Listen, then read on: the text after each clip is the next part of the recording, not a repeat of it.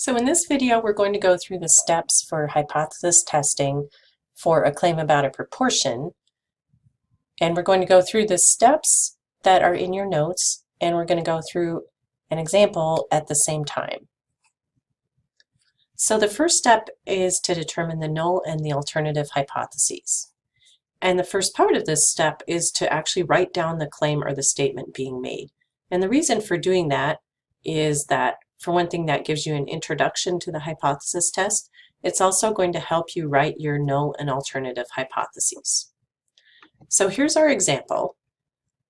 It has been reported that the probability that an individual will develop schizophrenia over their lifetime is 0.004. In a random sample of 3,000 individuals, it was determined that 17 developed schizophrenia. Is there evidence to support the claim that the true proportion of people who will develop schizophrenia is different than 0.004?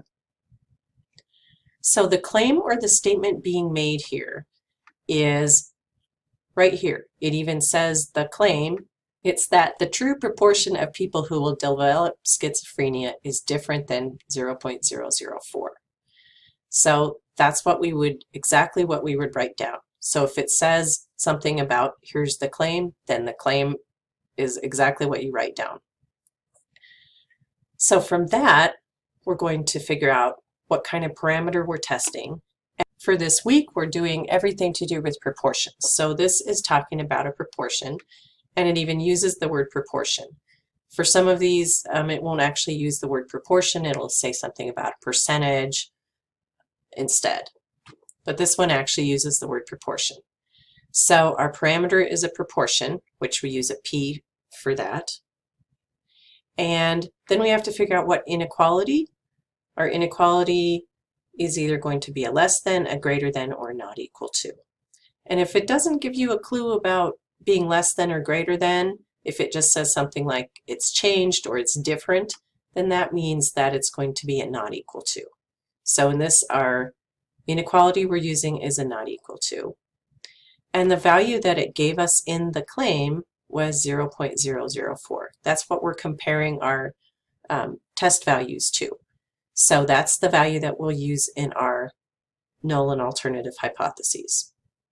So from those three things, that allows us to write our alternative hypothesis, which is the H1. So our alternative hypothesis is P is not equal to 0.004. Once you have that, then you can go back and write the null hypothesis really easily just by replacing your inequality with an equals sign. So our null hypothesis, the H0, is P equals 0.004. The alternative is P is not equal to 0.004. So we've got done with step one. Step two is to choose the level of significance, which is the alpha. And in most of the problems you'll be doing, this will be chosen for you. They will tell you to use a certain level of significance.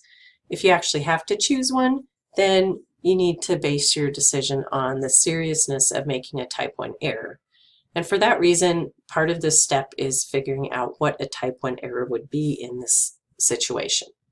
So in this situation, a type 1 error would be supporting the claim that the proportion is different than 0.004 when the true proportion actually is 0.004. So let's say that we think the consequences of this error are not very serious, so we could make alpha a little bit bigger.